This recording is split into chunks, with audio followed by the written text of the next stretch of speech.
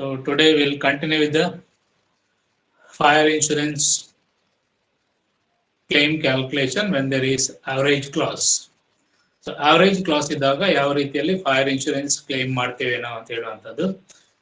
So ಅಲ್ಲಿ ಒಂದು problem ಕಳಿಸಿದ್ದೇನೆ ನಾನು. ಸೊ ಆ ಪ್ರಾಬ್ಲಮ್ ಅಲ್ಲಿ ಏನಿದೆ ಅಂದ್ರೆ fire occurred in the premises of a company on 1/7/2017. From the following information, calculate claim to be made against the company. ಇಷ್ಟು claim ಮಾಡಬಹುದು ಅಂತೇಳಿ ಕೇಳಿದ್ದಾರೆ. ಸೊ ಡೀಟೇಲ್ಸ್ ಕೊಟ್ಟಿದ್ದಾರೆ 2016 ಇದು ಮತ್ತು 2017 ಅಂದ್ರೆ till the date of fire ಎಷ್ಟು ಡೀಟೇಲ್ಸ್ ಎಲ್ಲ ಕೊಟ್ಟಿದ್ದಾರೆ.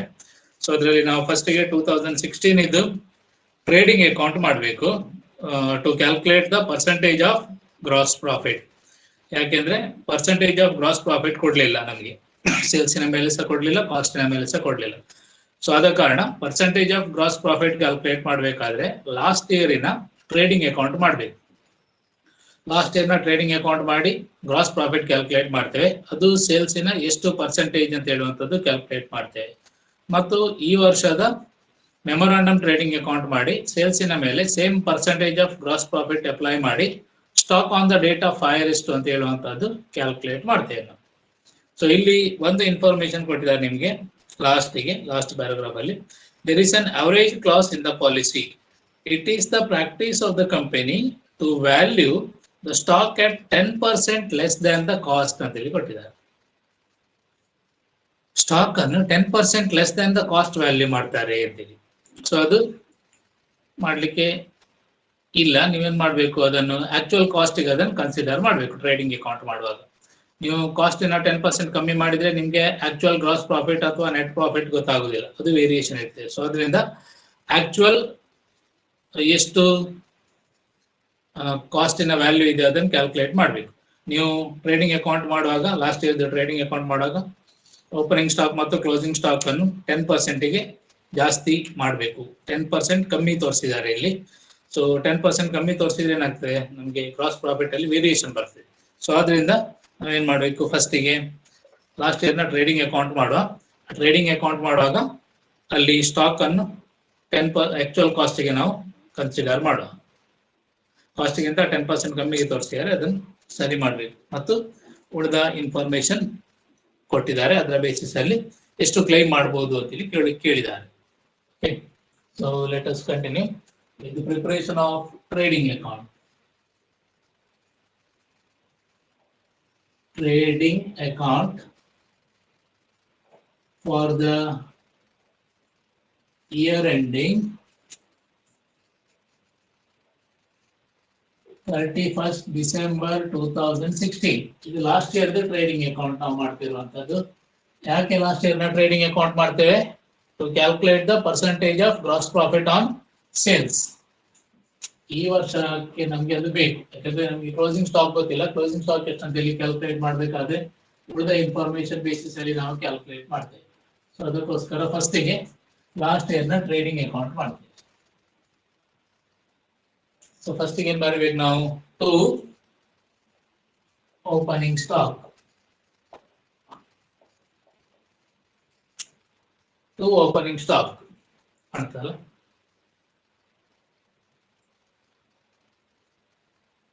to opening stock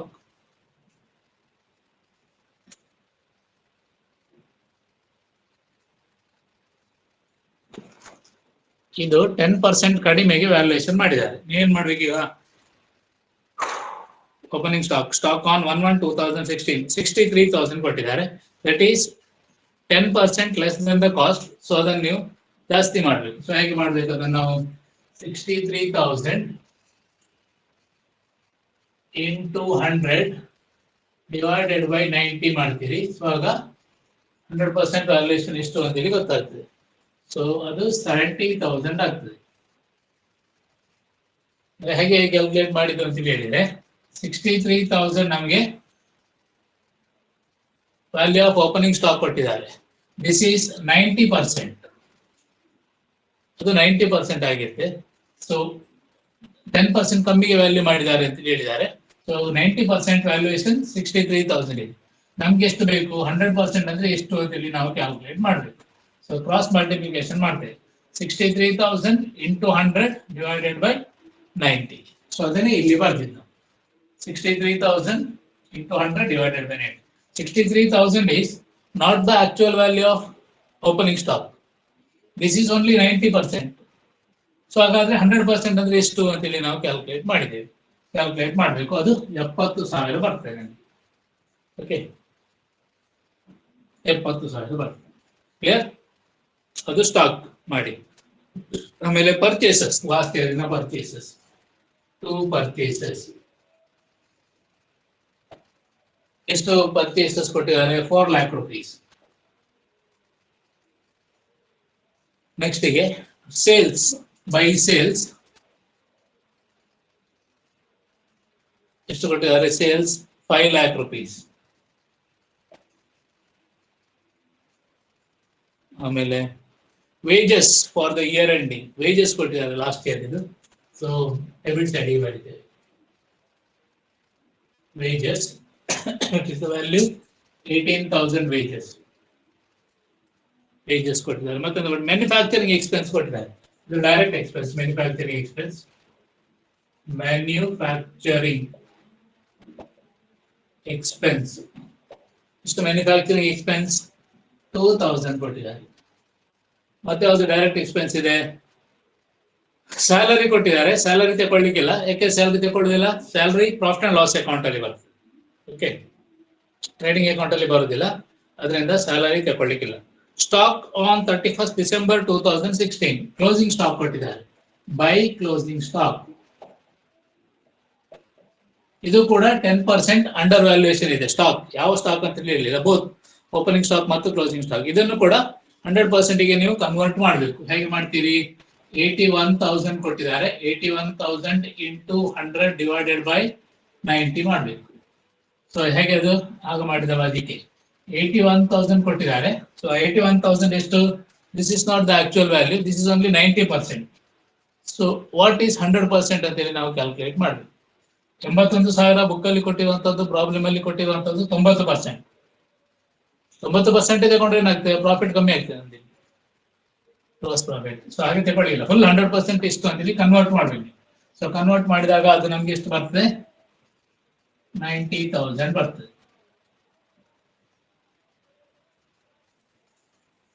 90,000 ಬರ್ತದೆ.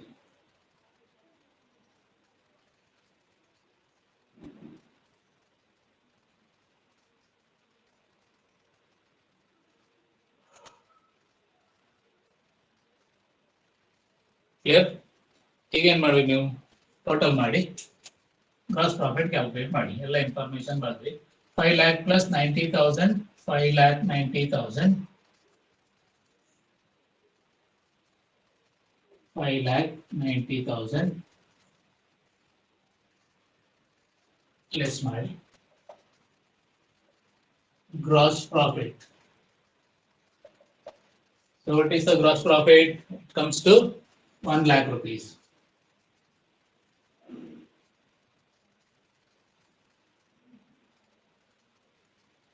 1 lakh rupees is the gross profit. ಏನ್ ಮಾಡ್ಬೇಕು ನೀವು? Percentage of gross profit calculate ಮಾಡಬೇಕು. Gross profit, rate of gross profit ಅಥವಾ percentage of gross profit. Rate of gross profit on sales. ಹೇಗೆ ನಾವು ಕ್ಯಾಲ್ಕುಲೇಟ್ ಮಾಡ್ತೇವೆ? Gross profit divided by sales into 100. Gross profit divided by sales into 100. Gross profit is 1 lakh rupees. Sales 5 lakh rupees into 100. It comes to 20%. Clear? ಅದು 20% ಆಗ್ತದೆ. ಇದೇ formula ಮರ್ತೋಯ್ತಂದ್ರೆ ಏನ್ ಮಾಡ್ಬೇಕು? 5 ಲಕ್ಷಕ್ಕೆ 1 lakh gross profit ಆದ್ರೆ 100ಕ್ಕೆ ಎಷ್ಟು ಅಂತೇಳಿ ನೀವು ಕ್ಯಾಲ್ಕುಲೇಟ್ ಮಾಡಬೇಕು.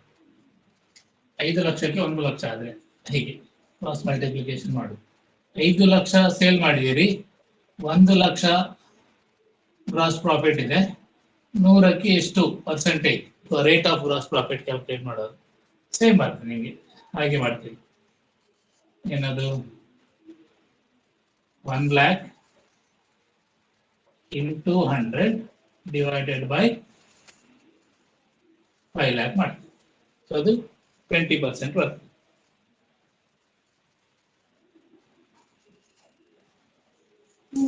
ಐದು ಲಕ್ಷಕ್ಕೆ 1 ಲಕ್ಷ ಗ್ರಾಸ್ ಪ್ರಾಫಿಟ್ ಆದ್ರೆ 100ಕ್ಕೆ ಎಷ್ಟು ಪರ್ಸೆಂಟೇಜ್. ಕ್ಲಿಯರಾ? ಈಗ ಏನ್ ಮಾಡ್ಬೇಕು?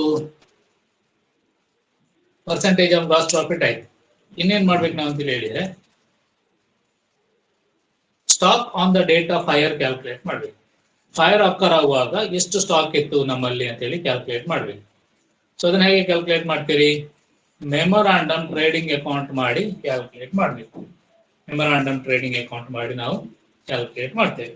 So you prepare memorandum trading account ನಾವು. ಮೆಮೊರಾಂಡಮ್ ಟ್ರೇಡಿಂಗ್ ಅಕೌಂಟ್ ಮಾಡಿ.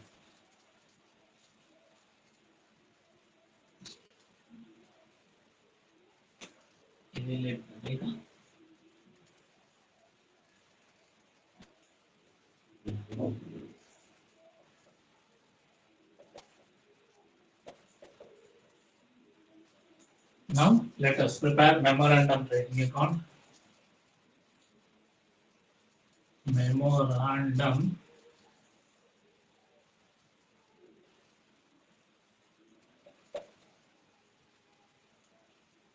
trading account from 1/1/2017 to 1/7/2017. 1/7/2017 till the date of fire. ಅಲ್ಲಿ ಎಷ್ಟು ಸ್ಟಾಕ್ ಇತ್ತು ಅಂತೇಳಿ ಗೊತ್ತಿಲ್ಲ ನಮ್ಗೆ. ಇನ್ಶೂರೆನ್ಸ್ ಕ್ಲೈಮ್ ಮಾಡಬೇಕಾದ್ರೆ ಎಷ್ಟು ಸ್ಟಾಕ್ ಇತ್ತು ಮತ್ತೆ ಎಷ್ಟು ಡೆಸ್ಟ್ರಾಯ್ ಆಗಿದೆ ಅಂತೇಳಿ ಗೊತ್ತಿರ್ಬೇಕಲ್ವಾ? ಎಷ್ಟು ಕ್ಲೈಮ್ ಮಾಡ್ಬೇಕು ಇನ್ಶೂರೆನ್ಸ್ ನವ್ರು ಕೇಳ್ತಾರೆ. ಫೈರ್ ಆಫರ್ ಆದಾಗ ಎಷ್ಟು ಸ್ಟಾಕ್ ಇತ್ತು ನಿಮ್ಮ ಹತ್ರ ಅಂತ ಹೇಳಿ. ಸೊ ಅದೆಷ್ಟು ಅಂತೇಳಿ ಕ್ಯಾಲ್ಕುಲೇಟ್ ಮಾಡ್ಬೇಕು ನಾವು. ಹೇಗೆ ಕ್ಯಾಲ್ಕುಲೇಟ್ ಮಾಡ್ತೀವಿ? ಹೀಗೆ ನಮ್ಗೆ ಗೊತ್ತಾಗ್ಲಿಲ್ಲ. ಸೊ ನಾವು ಮೆಮೊರಾಂಡಮ್ ಟ್ರೇಡಿಂಗ್ ಅಕೌಂಟ್ ಮಾಡಿ ಎಷ್ಟು ಸ್ಟಾಕ್ ಇತ್ತು ಅಂತ ಹೇಳುವಂಥದ್ದು ಕ್ಯಾಲ್ಕುಲೇಟ್ ಮಾಡ್ತೇವೆ. ಸೊ ಫಸ್ಟ್ ಈಗ ಮಾಡಿ to opening stock. To opening stock. So what is the opening stock? ಇಲ್ಲಿ ಕ್ಲೋಸಿಂಗ್ ಸ್ಟಾಕ್ ಬರ್ದೀವಿ ಲಾಸ್ಟ್ ಇಯರ್ಗೆ, ಅದು ಈ ವರ್ಷದ ಓಪನಿಂಗ್ ಸ್ಟಾಕ್ ಆಗ್ತದೆ. ಅದು 90,000 rupees. Then two purchases. Purchases ಎಷ್ಟು ಅಲ್ಲಿ ಕೊಟ್ಟಿದ್ದಾರೆ ನಿಮಗೆ.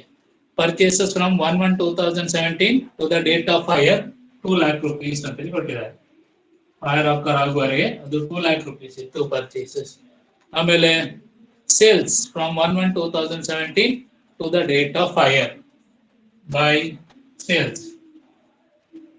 Sales till the date of fire is given, it is 3 lakh.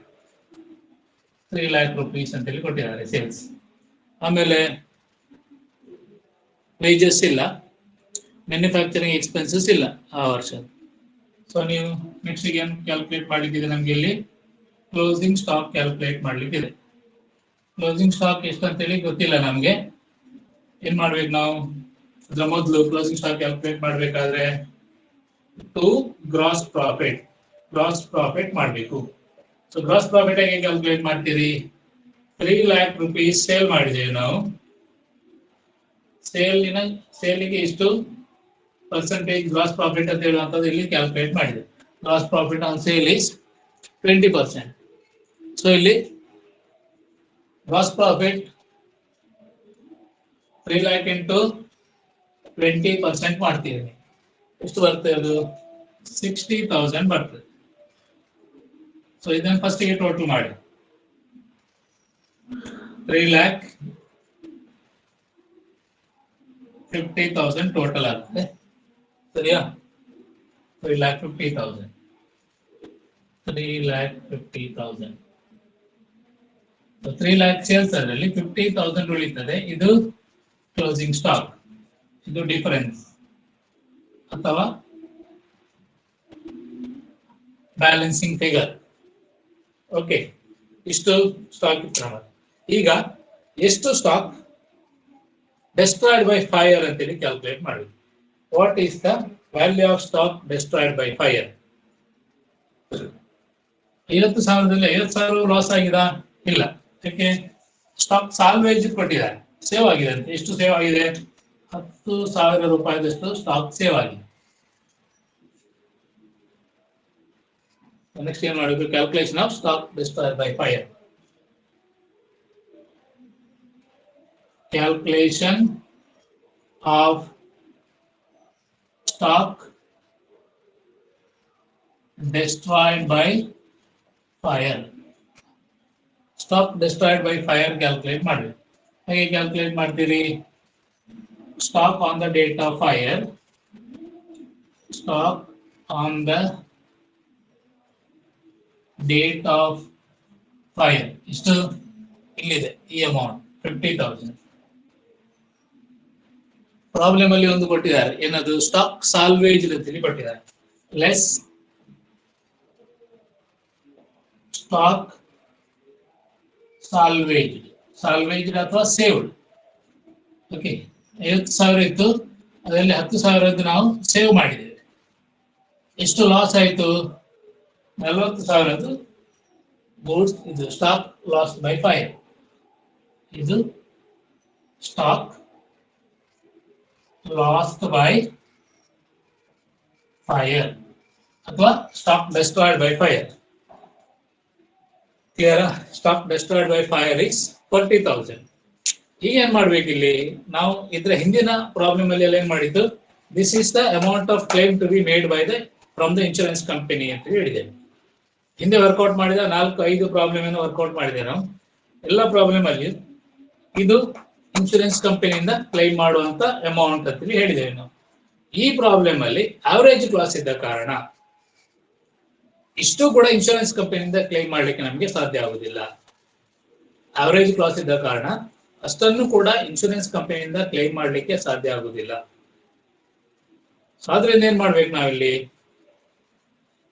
Average ಕ್ಲಾಸಿನ ಒಂದು ಫಾರ್ಮುಲಾ ನಾವು ಥಿಯರಿ ಬರೆಯುವಾಗ ಬರ್ಕೊಂಡಿತ್ತು. ನಾನು ಅದನ್ನ ನಿಮ್ಗೆ ನೋಟ್ಸ್ ಕಳಿಸಿದ್ದೇನೆ. ಒಂದು ಪವರ್ ಪಾಯಿಂಟ್ ಪ್ರೆಸೆಂಟೇಷನ್ ಅಲ್ಲಿ ಹೇಗೆ ಕ್ಯಾಲ್ಕುಲೇಟ್ ಮಾಡುದು ಅಂತ ಹೇಳುವಂತದ್ದು ನೋಟ್ಸ್ ಅಲ್ಲಿ ಕಳಿಸಿದ್ದೇನೆ. ಸೊ ಆ ಫಾರ್ಮುಲಾ ಹಾಕಿ ಎಷ್ಟು ಕ್ಲೈಮ್ ಮಾಡಬಹುದು ಅಂತ ಹೇಳಿದ್ದಾರೆ. ಇಲ್ಲಿ ಇನ್ಶೂರೆನ್ಸ್ ಪಾಲಿಸಿ 30,000 ತಗೊಂಡಿದ್ದೇನೆ. 50,000 ಗೂಡ್ಸ್ ಇತ್ತು, ಫುಲ್ 50,000 ಪಾಲಿಸಿ ತಗೊಂಡಿದ್ರೆ ಫುಲ್ ಕ್ಲೈಮ್ ಮಾಡ್ಬೋದಿತ್ತು ನಿಮಗೆ. ಇಲ್ಲೇನ್ ಮಾಡಿದ್ದೇವೆ? 50,000 ಪಾಲಿಸಿ ತಗೊಳ್ಳಿಲ್ಲ ನಾವು, ಪಾರ್ಷಿಯಲ್ ಅಂಡರ್ ಇನ್ಶೂರೆನ್ಸ್ ಅಂತ ಹೇಳ್ತೇವೆ ನಾವು. ಒಂದು 30,000ಕ್ಕೆ ಮಾತ್ರ ಪಾಲಿಸಿ ಮಾಡಿದ್ದೇವೆ. ಸೊ ಈಗ ಏನ್ ಮಾಡ್ಬೇಕು ನಾವು? 30,000ಕ್ಕೆ ಪಾಲಿಸಿ ತಗೊಂಡ ಕಾರಣ ಈ 40,000 ಲಾಸ್ ಆದ್ರೆ ಎಷ್ಟು ಕ್ಲೈಮ್ ನಮ್ಗೆ ಸಿಗ್ತದೆ ಅಂತೇಳಿ ಕ್ಯಾಲ್ಕುಲೇಟ್ ಮಾಡ್ಬೇಕು. ಓಕೆ, ಅದು ಹೇಗೆ ಕ್ಯಾಲ್ಕುಲೇಟ್ ಮಾಡುದು ಅಂತ ಹೇಳಿದ್ರೆ, calculation of insurance claim. Calculation of insurance claim ಇಲ್ಲಿ ಮಾಡುವ.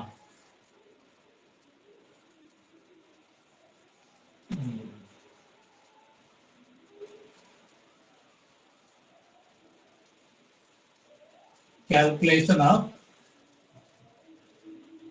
insurance claim. Average class ಇದ್ದ ಕಾರಣ ಇನ್ಶೂರೆನ್ಸ್ ಕ್ಲೈಮ್ ಕ್ಯಾಲ್ಕುಲೇಷನ್ ಮಾಡಬೇಕು. ಹೇಗೆ? ನಾವು ಫಾರ್ಮುಲಾ ವರ್ಕ್ ಮಾಡಿ. ಏನದು? Stock lost by fire. Stock lost by fire into value of policy, value of policy divided by stock on the date of fire. Stock on the date of fire. So ಈ formula ಹಾಕಿ calculate ಮಾಡ್ತೇವೆ. ಇದು average clause ಇದ್ದಾಗ ಈ formula ಹಾಕ್ಬೇಕು. Okay, stock lost by fire ಎಷ್ಟು? ಇಲ್ಲಿ calculate ಮಾಡಿದೆ ನಾವು. ಎಷ್ಟದು? Stock lost by fire is 40,000 into value of policy ಎಷ್ಟು? ಪ್ರಾಬ್ಲಮ್ ಅಲ್ಲಿ ಕೊಟ್ಟಿದ್ದಾರೆ. Value of policy is 30,000 divided by stock on the date of fire. Stock on the date of fire 50,000. ಅಥವಾ ಇದು closing stock on the date of fire 50,000. ಈ formula ಹಾಕಿ ನೀವು calculate ಮಾಡ್ತೀರಿ, ಆಗ ನಿಮಗೆ ಇನ್ಶೂರೆನ್ಸ್ ಕ್ಲೈಮ್ ಬರ್ತದೆ. It comes to 24,000 rupees. ಇದು ಕ್ಯಾಲ್ಕುಲೇಷನ್ ಆಫ್ ಇನ್ಶೂರೆನ್ಸ್ ಕ್ಲೈಮ್. ಇದು insurance claim 24,000 rupees insurance claim ಮಾಡಬಹುದು. ನೀವು ಅಷ್ಟೇ ಸಿಗ್ತದೆ ನಿಮಗೆ 24,000 rupees. ಈ ಒಂದು 40,000 ಇದು ಗೂಡ್ಸ್ ಲಾಸ್ ಆಗಿದ್ರೆ ನಿಮಗೆ ಫುಲ್ 40,000 ಸಿಕ್ಕುದಿಲ್ಲ. ಯಾಕಂದ್ರೆ ಅವರೇಜ್ ಕ್ಲಾಸ್ ಇದ್ದ ಕಾರಣ ನಿಮಗೆ 24,000 ಸಿಗ್ತದೆ. ಅವರೇಜ್ 50,000ಕ್ಕೆ ನೀವು 30,000 ಇನ್ಶೂರೆನ್ಸ್ ಮಾಡಿಸಿರಿ. ಹಾಗಾದ್ರೆ 40,000 ಗೂಡ್ಸ್ ಲಾಸ್ ಆಗಿದೆ, ಎಷ್ಟು ಇನ್ಶೂರೆನ್ಸ್ ಪ್ರಪೋರ್ಷನೇಟ್ ಆಗಿ ಸಿಗ್ತದೆ ಅಂತ ತಿಳ್ಕೊಂಡು ಅದು 24,000 rupees. 24,000 rupees ಪ್ರಪೋರ್ಷನೇಟ್ ಆಗಿ ನಿಮಗೆ ಇನ್ಶೂರೆನ್ಸ್ ಕ್ಲೈಮ್ ಮಾಡಬಹುದು. ಓಕೆ, ಅವರೇಜ್ ಕ್ಲಾಸ್ ಇದ್ದಾಗ 50,000 ಗೂಡ್ಸ್ ಇತ್ತು ನಿಮ್ಮ ಹತ್ರ, ಅದಕ್ಕೆ 30,000 ಇನ್ಶೂರೆನ್ಸ್ ಮಾಡಿಸಿ ಪ್ರಪೋರ್ಷನೇಟ್ ಆಗಿ. ಆಗ 40,000 ಗೂಡ್ಸ್ ಲಾಸ್ ಆಯ್ತು, ಎಷ್ಟು ಸಿಗ್ತದೆ ನಿಮಗೆ ಇನ್ಶೂರೆನ್ಸ್ ಕಂಪನಿಯಿಂದ? ಎಷ್ಟು ಕ್ಲೈಮ್ ಮಾಡಬಹುದು ಅಂದ್ರೆ 24,000 ಕ್ಲೈಮ್ ಮಾಡಿ. 50,000ಕ್ಕೆ 50,000 ಇನ್ಶೂರೆನ್ಸ್ ಮಾಡಿಸಿದ್ರೆ ಆಗ 40,000ಕ್ಕೆ ಫುಲ್ ಅಮೌಂಟಿಗೆ ನೀವು ಕ್ಲೈಮ್ ಮಾಡಬಹುದು. ಹಿಂದಿನ ಎಲ್ಲ ಪ್ರಾಬ್ಲಮ್ ಅಲ್ಲಿ ನಾವು ಹಾಗೆ ಮಾಡಿ ಫುಲ್ ಇಷ್ಟಕ್ಕೆ ಫುಲ್ ಕ್ಲೈಮ್ ಮಾಡಬಹುದು. Since there is average clause. 50,000ಕ್ಕೆ 30 ಅಂದ್ರೆ ಎಷ್ಟು ಪರ್ಸೆಂಟ್ ಆಯ್ತು? ಅದು 5 30 60% ಆಯ್ತು, ಸರಿಯಾ? ಹಾಗಾದ್ರೆ 40,000 ನಮಗೆ ಗೂಡ್ಸ್ ಲಾಸ್ ಆಯ್ತು. 40,000ಕ್ಕೆ 60% ಸಿಗ್ತದೆ. ಎಷ್ಟು? 4 24,000. 24,000 ನಿಮಗೆ ಇನ್ಶೂರೆನ್ಸ್ ಕಂಪನಿಯವರು ಕೊಡ್ತಾರೆ, ಅದಕ್ಕಿಂತ ಜಾಸ್ತಿ ಕೊಡುದಿಲ್ಲ. ಯಾಕೆ ಜಾಸ್ತಿ ಕೊಡುದಿಲ್ಲ ಅಂದ್ರೆ ನೀವು ಅಂಡರ್ ಇನ್ಶೂರೆನ್ಸ್ ಮಾಡಿಸಿದಿರಿ, ನಿಮ್ಮಲ್ಲಿರುವ ಫುಲ್ ಸ್ಟಾಕಿಗೆ ಇನ್ಶೂರೆನ್ಸ್ ಮಾಡಿಸಲಿಲ್ಲ, ನೀವು ಪಾರ್ಷಿಯಲ್ ಇನ್ಶೂರೆನ್ಸ್ ಮಾಡಿಸಿದ ಕಾರಣ ಈ ರೀತಿಯ ಪ್ರಾಬ್ಲಮ್ ರೈಸ್ ಆಗ್ತದೆ. ಇದು ಕ್ಯಾಲ್ಕುಲೇಟ್ ಮಾಡ್ಲಿಕ್ಕೆ ಮಾತ್ರ ಇದು ಫಾರ್ಮುಲಾ. ದಿಸ್ ಈಸ್ ನಾನು ಕಳಿಸಿದ್ದೇನೆ ಇದು ನಿಮಗೆ ಥಿಯರಿ, ಆ ಜರ್ನಲ್ ಎಂಟ್ರಿ ಇದೆಲ್ಲ ಕಳಿಸುವಾಗ ಅದನ್ನು ಕಳಿಸಿ. ಸೊ ಈ ಫಾರ್ಮುಲಾ ನೀವು ಕ್ಯಾಲ್ಕುಲೇಟ್ ಮಾಡೋದು. Stock loss by fire into value of policy divided by stock on the date of fire. Very simple. 50,000ಕ್ಕೆ 30,000 ಇನ್ಶೂರೆನ್ಸ್ ಮಾಡ್ತೀವಿ, 40,000 ಗೂಡ್ಸ್ ಲಾಸ್ ಆಗಿದೆ, ಎಷ್ಟು ಸಿಗ್ತದೆ ಅಂತ ಹೇಳಿ. ಇದು 60% ಆದ್ರೆ ಇದರ 60% ಸಿಗ್ತದೆ ನಿಮಗೆ. ಎಷ್ಟು ಗೂಡ್ಸ್ ಲಾಸ್ ಆಗಿದೆ ಅದರ 60% ಸಿಗ್ತದೆ. Okay, clear?